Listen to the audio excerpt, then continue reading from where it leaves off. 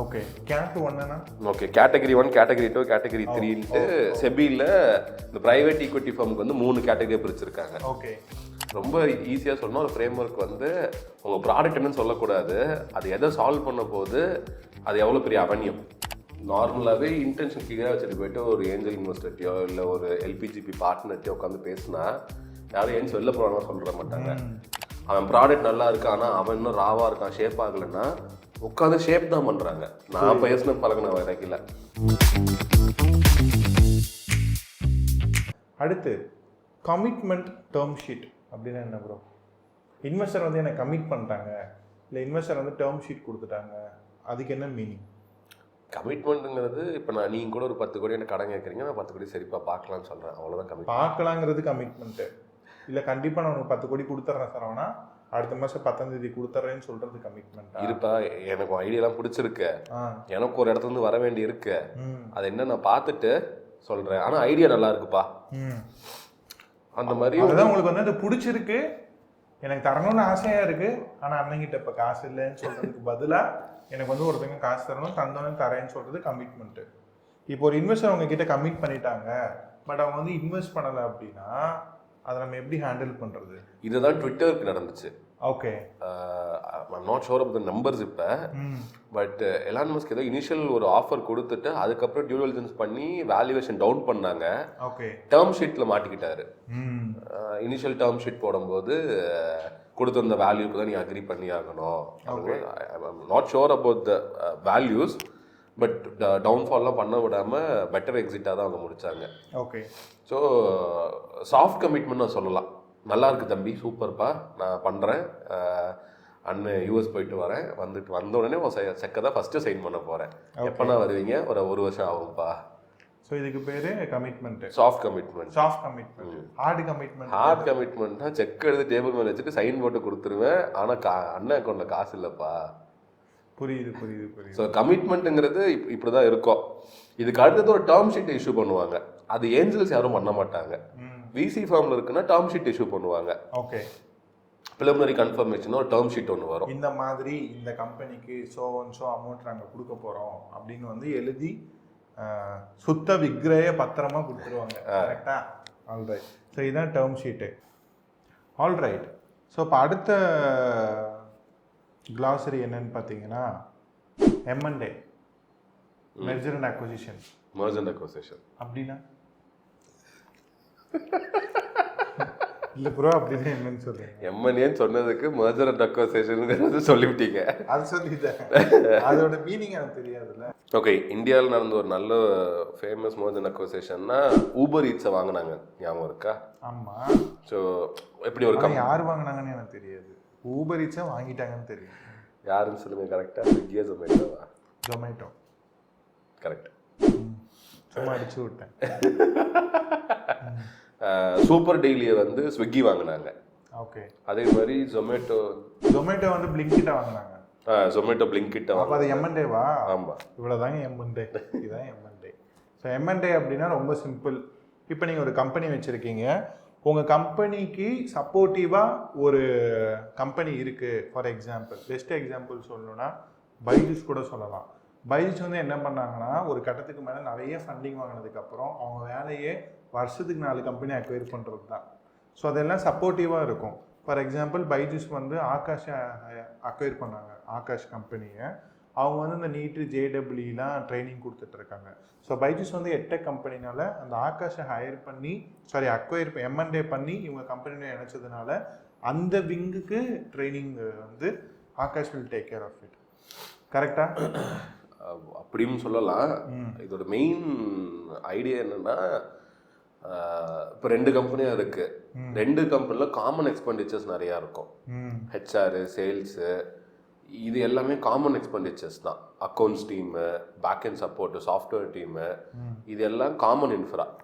இதை வந்து என்ன பண்ணுவாங்கன்னா மிக்ஸ் பண்ணி யாரெல்லாம் வேணுமோ அவங்க மட்டும் ரீட்டைன் பண்ணுவாங்க. ஓகே, மீதியை ஃபயர் பண்ணிடுவாங்க. மீன்ஸ் ஓவராலாக காஸ்ட்டை கம்மி பண்ணி கேப்பபிலிட்டி இன்க்ரீஸ் பண்ணி பர்ஃபார்மன்ஸுக்கு ஹிட் பண்ணுவாங்க. அது இல்லாமல் எக்ஸிஸ்டிங் இன்ஃப்ராவை பெட்டராக யூஸ் பண்ண யோசிப்பாங்க.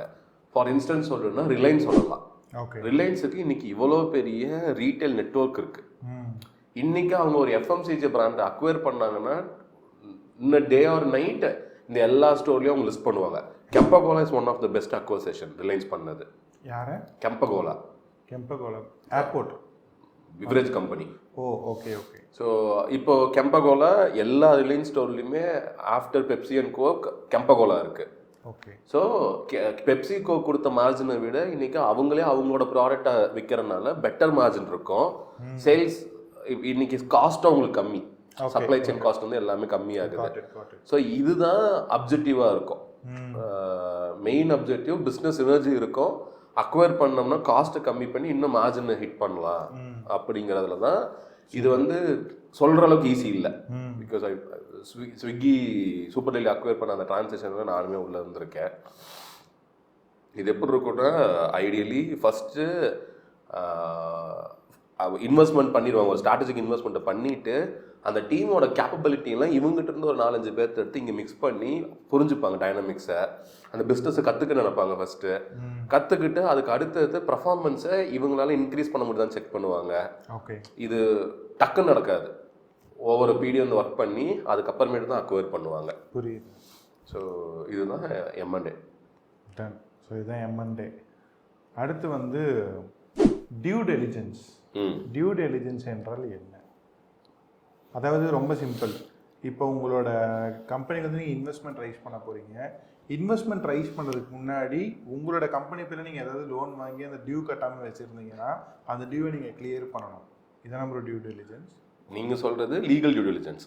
ஓகே. ஜிஎஸ்டியில் பேலன்ஸ் ஏதாவது கட்டாமல் வச்சுருக்காங்களா, லோன் ஏதாவது கட்டாமல் வச்சுருக்காங்களா, இஎஸ்ஐபிஎஃப் அக்கௌண்ட் ஏதாவது பிரச்சனைகள் இருக்கா, நோட்டீஸ் எந்த கவர்மெண்ட்லேருந்து அது நோட்டீஸ் வாங்கியிருக்காங்களா இவங்க, எஃப்எஸ்எஸ்சிலேருந்து கேஸ் ஏதாவது இருக்கா, அப்படின்லாம் பார்க்குறது லீகல் டியூ டெலிஜென்ஸ். ஓகே. அதே மாதிரி இன்னொரு செட்டு தான் பிஸ்னஸோட product due diligence. Okay. Let's say ப்ராடக்ட்னு சொல்லிட்டு ப்ராடக்டே இல்லைன்னா, ஸோ இதுக்காக ப்ராடக்ட் டியூ டெலிஜென்ஸ் பண்ணுவாங்க. டியூ டெலிஜென்ஸ் அப்படிங்கிறது லிட்ரலி உங்கள் கம்பெனிக்கு ரைடு விடுற மாதிரி. கரெக்டாக?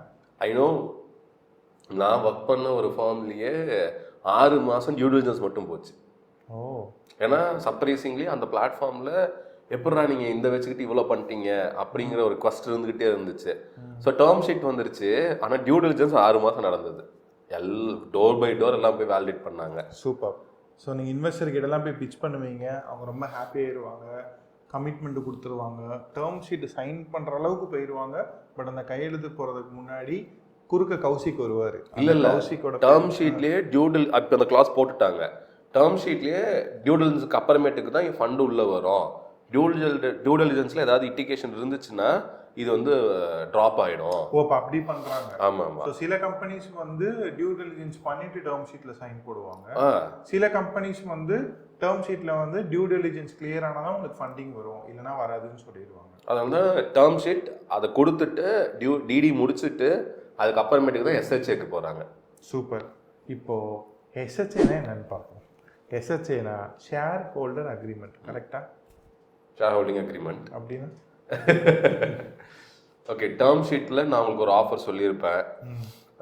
டியூ டெலிஜென்ஸ் பண்ணி முடிச்சு சக்ஸஸ் ஆகிடுச்சு, இப்போ நான் உங்களுக்கு ஃபண்ட் பண்ணுறேன் அப்படிங்கும்போது நான் என்ன இன்ஸ்ட்ருமெண்ட்டும் உங்களுக்கு ஃபண்ட் பண்ணுறேன், ஃபியூச்சர்ஸ் அண்ட் ஆப்ஷன்ஸில் பண்ணுறேன்னா இல்லை இன்றைக்கி ஒரு வேல்யூவேஷன் நிறைய போட்டு நான் இன்வெஸ்ட் பண்ணுறேன்னா அப்படிங்கிறதெல்லாம் இல்லை புல் அண்ட் புஷ் இருக்கும். இதுலேயே லைக் வாட் இஃப், அதாவது இந்த ஆன்டி டெல்யூஷன் ஆக்ட்லாம் போடுவாங்க. ஆமாம், இன்றைக்கி நீங்கள் ஒரு 10 கோடின்னு சொல்லி என்கிட்ட வேல்யூவேஷன் சொல்லி காசை வாங்கிடுறீங்க, நீங்கள் 10 நாள் கழித்து போயிட்டு இன்னொருத்தர்கிட்ட 8 கோடி காசு வாங்கினீங்கன்னா, ஸோ அதனால ஆன்டி டெல்யூஷன் ஆக்ட்லாம் இருக்கும். ஓகே. இந்த மாதிரி நிறையா சட்ட சிக்கல்கள் இருக்குது. அதனால் இந்த வீடியோ ஃபுல்லாக பாருங்கள், பார்த்துட்டு எல்லாத்தையும் கிளியர் ஆகிட்டு அதுக்கப்புறம் உங்களோட ஃபண்டிங் ஜேர்னியை கண்டினியூ பண்ணுங்கள். ஓகே. வேல்யூவேஷன் ரொம்ப ரொம்ப முக்கியமான வார்த்தை இந்த ஸ்டார்ட் அப் உலகத்தில். ஒரு கம்பெனியை எப்படி வேல்யூவேட் பண்ணுவீங்க, எதை வச்சுலாம் வேல்யூவேட் பண்ணுவீங்க? அகெயின் இது வந்து ஒரு ஒரு பெரிய சப்ஜெக்ட் வேல்யூவேஷனுங்கிறது. அதை வந்து ரொம்ப சிம்பிளாக இப்போ நம்ம சூர்யாவுக்கு வந்து நம்ம சொல்ல போகிறாரு. ரொம்ப சிம்பிளுங்க. நான் வந்து லேமன் டேர்மில் சொல்கிறேன். வேல்யூவேஷனாக ரொம்ப சிம்பிள். நீங்கள் ஒரு பொண்ணு பார்க்க போகிறீங்க, இல்லை ஒரு மாப்பிள்ளை பார்க்க போகிறீங்க, அவங்களோட பேக்ரவுண்ட்லாம் செக் பண்ணுவீங்கல்ல. இவ்வளோ ஏக்கர் சொத்து இருக்குது, இவ்வளோ பெரிய வீடு இருக்குது, கார் இருக்குது, எல்லாத்தையும் கணக்கு போட்டு இவ்வளோ, அதுக்கு பேர் என்னது, டவுரி வரும். இது மாதிரி ஒரு நீங்க கணக்கீடு செய்றீங்க இல்லையா, இதுக்கு பேர் தான் Due diligence. Valuation. Due diligence. இதுக்கு பேர் தான் டியூ டெலிஜென்ஸ். டியூ டெலிஜென்ஸா இது? அப்ப வேல்யூவேஷன்ங்கிறது இவன் இப்போ வந்து இந்த கம்பெனியில் வேலை செய்யறான், 10 வருஷம் கழிச்சு இவன் அப்ப இந்த இடத்துல இவ்வளவு பெரிய பொசிஷன்ல இருப்பான். இப்ப அந்த பொண்ணு வந்து ஐடில வேலை பார்க்குது, மாசம் 3 லட்சம் ரூபாய் சம்பளம் வாங்குது. அப்போ 10 வருஷத்துல அந்த புள்ள 3ங்கிறது அடுத்த 3 வருஷத்துல 5 லட்சம் ஆயிரும். ஸோ அது வேல்யூவேஷன். இப்போ இதெல்லாம் போட்டு இதில் ஒரு டிஸ்கவுண்டிங்கை போட்டு லைக் இதுதான் டிஸ்கவுண்ட் கேஷ் ஃப்ளோ மெத்தடு அப்படின்னு இல்லை. இதை வந்து நம்ம ஸ்டார்ட் அப் டேர்ம்ல சொல்லுங்க. ஸோ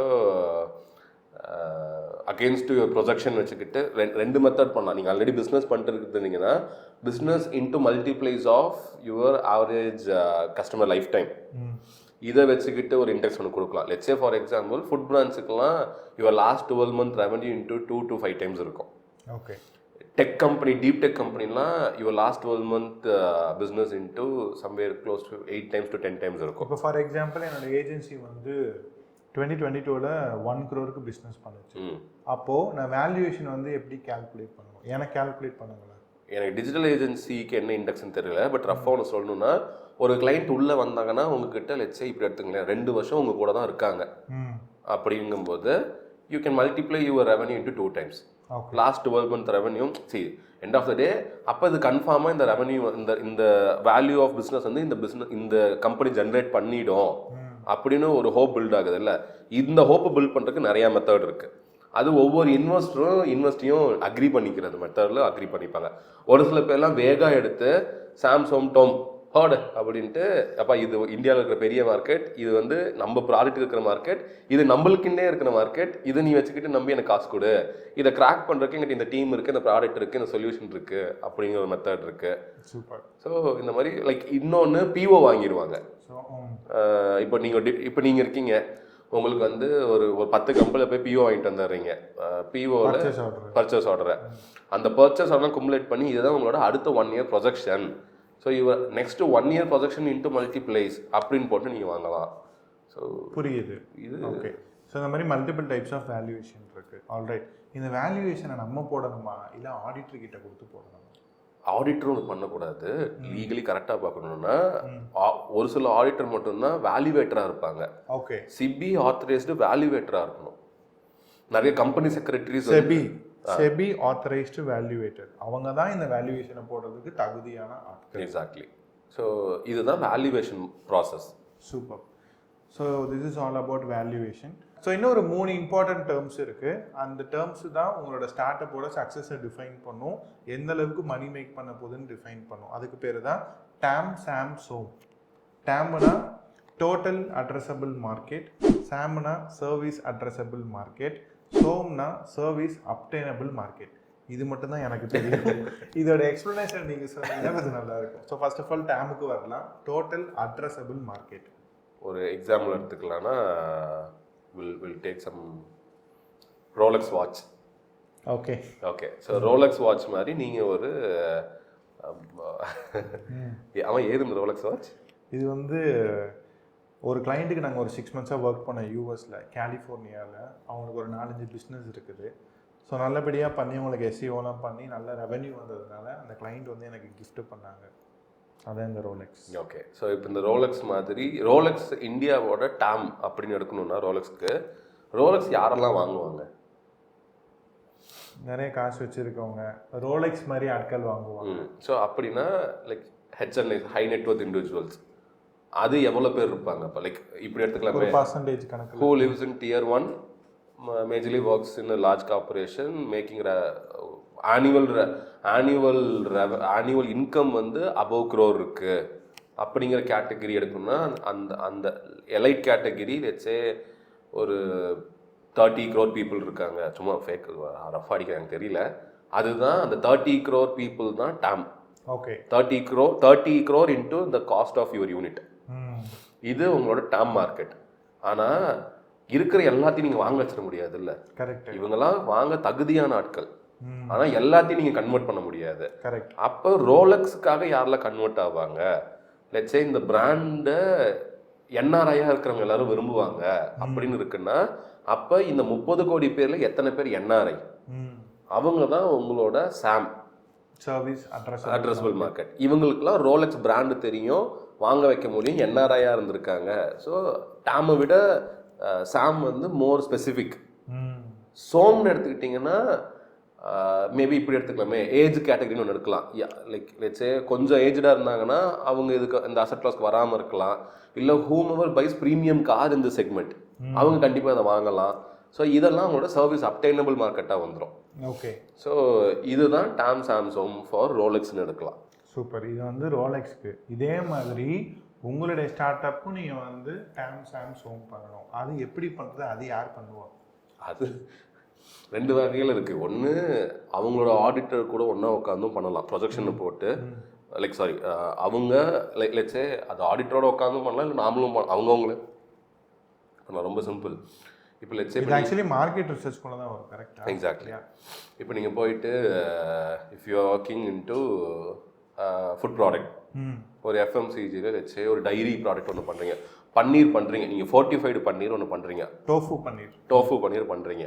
அப்போது டோஃபு பன்னீரோட மார்க்கெட் சைஸ் இந்தியாவில் எவ்வளோன்னு நிறைய மார்க்கெட் ரிசர்ச் பண்ண டாக்குமெண்ட்ஸே எஸ்டாப்ளிஷ்டு இன்ஸ்டியூட்ஸோடது இருக்குது. அதை ரெஃபர் பண்ணலாம். அதுலேயே சிஏஜிஆரும் கொடுத்துருப்பாங்க, compound annual growth rate. So அந்த க்ரோத் ரேட்னு எடுத்துகிட்டு நம்மளோட ப்ரொஜெக்ஷனையும் வேலிடேட் பண்ணலாம். அதில் இருந்து தான் ஸ்லைஸ் பண்ணுறோம். பன்னீரை கிடையாது, பன்னீரை ஸ்லைஸ் பண்ணுறோமா, மார்க்கெட் ஷேரை ஸ்லைஸ் பண்ணுறோம். Okay. Let's say for example இப்போ நான் ஒரு இண்டெக்ஸ் சொல்லணுன்னா, ஐஸ்கிரீமோட மார்க்கெட் தமிழ்நாட்டு சைஸ் வந்து 1200 crore. ஸோ 1200 crore நான் நாரோ டவுன் பண்ணுவேன். இதில் வந்து கேட்ரஸ்ட் எவ்வளோ ஷேர் இருக்குது, ரீட்டைல் எவ்வளோ ஷேர் இருக்குது, பார்லர்ஸில் எவ்வளோ ஷேர் இருக்குன்னு பார்த்தோம். ரீட்டைல்ஸில் ஒரு அமௌண்ட் இருக்கும், 800 crore தான் என்னோட சர்வீஸ் அட்ரஸபிள் மார்க்கெட்டு. அதுலேருந்து நான் எங்கே இருக்கேன், நான் Tier 1 இல்லை, நான் Tier 2 Tier 3 இருக்கிறேன். அப்படிங்கும் போதே 50% ஆஃப் த பிஸ்னஸ் நான் லூஸ் பண்ணுறேன். அப்போ என்னோட சோம் வந்து 400 crore. இந்த 400 crore யாரெல்லாம் பிளேயர்ஸ் இருக்காங்க அப்படின்னு பார்த்தீங்கன்னா, ஹேட்ஸ் அண்ட் அக்ரோ இருக்காங்க, டைரி டே இருக்காங்க, அப்படின்லாம் எடுத்துகிட்டு இப்போ இவங்கள நான் எப்படி காம்படிட் பண்ண போகிறேன், இதுதான் டாம் சாம்சோம். சூப்பர். ஸோ இந்த 3 பேருமே ரொம்ப ரொம்ப முக்கியம். டாம் சாம்சோம் இதெல்லாம் நீங்கள் பண்ணி அந்த பிச் டெக்கில் வச்சுட்டு தான் நீங்கள் இன்வெஸ்டரே போய் பார்க்கணும். கரெக்டாக. இன்னொரு முக்கியமான விஷயம், ரீசெண்டாக ரொம்ப ட்ரெண்ட் ஆகிட்டு இருக்கு, எலிவேட்டர் பிச். எலிவேட்டர் பிச்னா என்ன ப்ரோ? ஒரு எக்ஸாம்பிளோட சொல்லுங்கள். ஒரு எக்ஸாம்பிளோட சொல்லணும்னா அந்த பேர்லேயே அந்த டெஃபினேஷன் இருக்குது. எலிவேட்டர் பிச்னா இஃப் யூ இது வந்து ரொம்ப நாஸ்டாலஜிக்கில் சொல்லுவாங்க. ஒரு இன்வெஸ்டரை நீங்கள் லிஃப்ட்டில் போகும்போது பார்த்துட்டீங்க, எலிவேட்டரில் போகும்போது பார்த்துட்டீங்க. ஸோ அந்த எலிவேட்டர் மேலே போகிறதுக்கு ஒரு 30 செகண்ட் டைம். அந்த 30 செகண்டுக்குள்ளே நீங்கள் அவர்கிட்ட இன்ட்ரெஸ்ட்டை பில்ட் பண்ணணும். மீட்டிங் அவர் கார்டு வாங்குறதுக்காக நீங்கள் இம்ப்ரெஸ் பண்ணணும். ஸோ அதுதான் லைக் பிக்கப் லைன். அந்த பிக்கப் லைனோட போய் அந்த பொண்ணை நீங்கள் கன்வின்ஸ் பண்ணி டேட்டுக்கு கூப்பிடணும். ஆல்ரைட். ஓகே சார், 1 million போட்டிங்கன்னா 5 yearsல 10 million வரும் அப்படின்னு அப்போ நான் போயிட்டு போயிடும். அது எலிவேட்டர் பிச் கிடையாதா? ஓகே. லைக் ரொம்ப ஈஸியாக சொல்லணும், ஒரு ஃப்ரேம் ஒர்க் வந்து உங்கள் ப்ராடக்ட் என்னன்னு சொல்லக்கூடாது, அது எதை சால்வ் பண்ண போது, அது எவ்வளோ பெரிய அவனியம். அதில் ஒரு இன்வெஸ்டர் வந்து என்றைக்குமே அது என்னப்பா ப்ராடக்ட்னு அடுத்த வார்த்தை கேட்டா அப்படின்னா கியூரியாசிட்டி கொடுத்துட்டீங்க அவருக்கு. அது இல்லாமல் போயிட்டு ஏன் ப்ராடக்ட்டு அப்படிங்கிறதுல அர்த்தமே இல்லை. ஸோ அந்த எலிவேட்டர் பிச்சை நீங்கள் மாஸ்டர் பண்ணிட்டீங்க அப்படின்னா நிறைய செலிபிரிட்டிஸை உங்களோட கம்பெனியில் இன்வெஸ்ட் பண்ண வைக்கலாம். கரெக்டாக? செலிபிரிட்டி இன்வெஸ்டர்ஸை இன்வெஸ்ட் பண்ண வைக்கலாம். இன்வெஸ்டர்ஸை இன்வெஸ்ட் பண்ண வைக்கலாம். வேறு என்ன இருக்குது? பட் இது எல்லாமே என்னை பொறுத்த வரைக்கும் இதெல்லாம் எக்ஸ்ட்ரீம் ஃபேக்டர்ஸ்.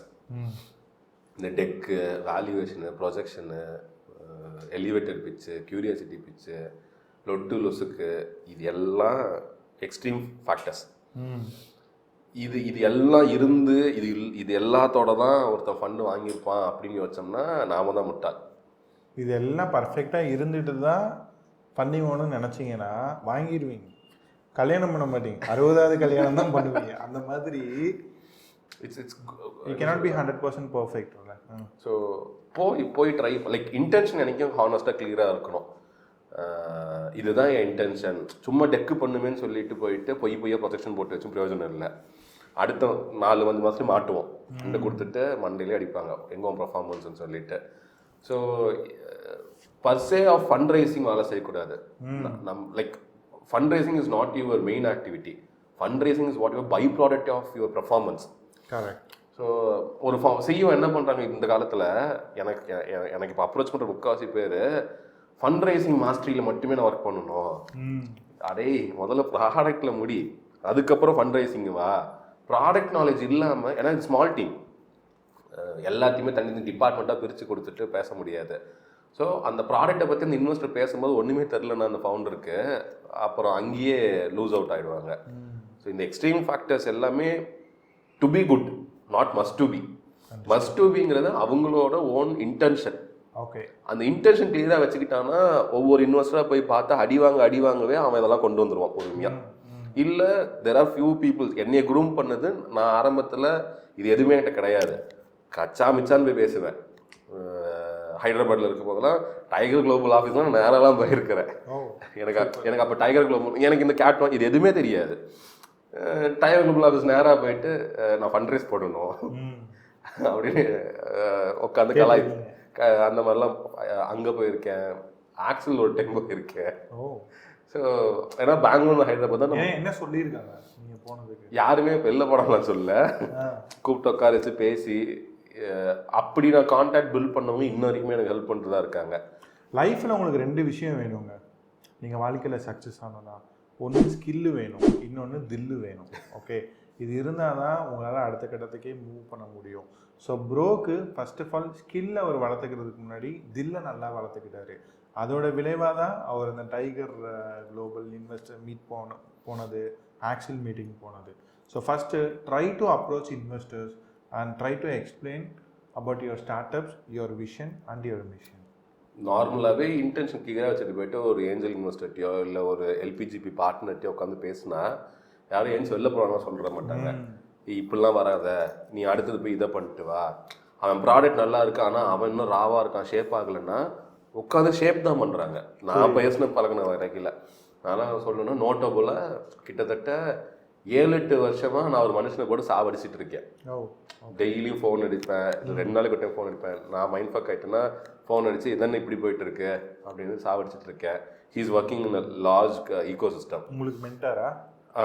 ஓகே, லைக் அப்படி போட்டு நான் டார்ச்சர் பண்ணியும் இது வரைக்கும் மானிட்டரி பெனிஃபிட் அவருக்கு ₹1 போகல. புரியுது. வேல்யூஸ் தான் நான் அவர்கிட்ட எடுத்துகிட்டு இருக்கேன். பட் இன்னுமே நான் என்னை ஷேப் பண்ணுறது அப்படிங்கிறதுல டைம் கொடுத்துட்டு தான் இருக்காரு. இன்னொருத்தர் சதீஷ் சந்திரான்னு சொல்லிட்டு வேல்யூவேஷன் எக்ஸ்பர்ட்டு. ஸோ அவர் இந்த இனிஷியல் கிளிம்ஸ் எனக்கு சொல்லி கொடுத்ததாகட்டும், இந்த time he invested on me, இதெல்லாம் இல்லை. இது நான் போய் கேட்கலாம் நடந்திருக்காது. இது நான் போய் கேட்குறேன், என் இன்டென்ஷன் வந்து நான் அவங்களை திருடணும், ஏமாற்றணும், இதை கற்றுட்டு போய் ஒரு இன்வெஸ்டர் காசு திருடணும் அப்படின்னே இல்லை. இன்டென்ஷன் கிளியராக இருந்தது, போய் கேட்டேன், சொல்லி கொடுத்தாங்க, எடுத்துகிட்டு வந்தேன். இன்னும் குரூம் ஆகிக்கிட்டே தான் இருக்கும். ஸோ இது எல்லாம் இப்போ நம்ம சொன்ன எல்லாமே என்கிட்ட கேட்டாலும் என்கிட்டயே இருக்காது. புரியுது. இதெல்லாம் ஒரு ஃபுட்டுக்கு மேலே பண்ணுற டாப்பிங்ஸ் கார்னிஷிங் மாதிரி. பட் இது இருந்தால் தான் நம்ம லஞ்சு சாப்பிடுவோமான்னு கேட்டால் பசிச்சா போதும் சாப்பிட்டு போயிடுவோம். ஸோ பசி தான் நம்ம இன்டென்ஷன். சூப்பர். அந்த பர்ஃபார்மன்ஸை வச்சுக்கிட்டு போயிட்டு பேசினாலே போதும் என்னை பொறுத்த வரைக்கும். ஸோ இந்த எபிசோடில் நான் இவர்கிட்ட பேசினதில் எனக்கு ஸ்டார்ட் அப் டேர்ம்ஸை விட ரொம்ப டீப்பாக ஒன்று புரிஞ்சது என்னென்னா, இந்த யூனிவர்ஸ் வந்து நீங்கள் கேட்டால் தான் கொடுக்கும், கேட்கலைன்னா கிடைக்காது. நீங்கள் ஒரு பொண்ணை லவ் பண்ணலாம், ஆனால் அந்த பொண்ணுகிட்ட போயிட்டு ஐ லவ் யூன்னு சொல்லலைன்னா நீங்கள் லவ் பண்ணதே அந்த பொண்ணுக்கு தெரியாது. கரெக்டாக? அதே மாதிரி உங்களுக்கு என்ன வேணுமோ வாயை திறந்து கேட்டால் தான் கிடைக்கும். சில புனித நூல்களில் கூட சொல்லியிருக்காங்க, கேளுங்கள் கிடைக்கும், தட்டுங்கள் திறக்கப்படும். கரெக்ட் தான். ஏன்? ஸோ அந்த மாதிரி. So whatever you wanted to do first ask. அதே மாதிரி கேட்குறது கூச்சப்படாதீங்க.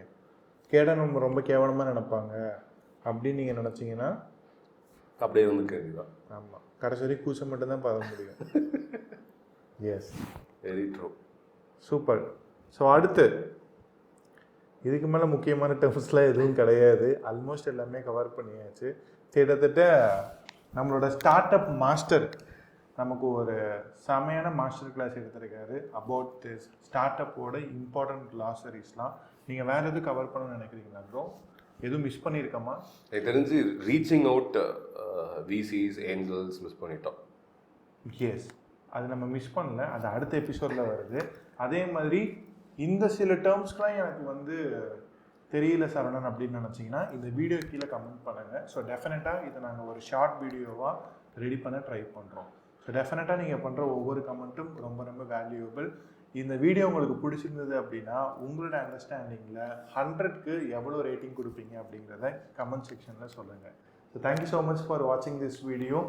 மீண்டும் அடுத்த வீடியோவில் உங்களை சந்திக்கும் வரை உங்களிடமிருந்து விடைபெறுவது சூர்யா ராஜேந்திரன் மற்றும் டிஜிட்டல் சரவணன். நன்றி, வணக்கம்.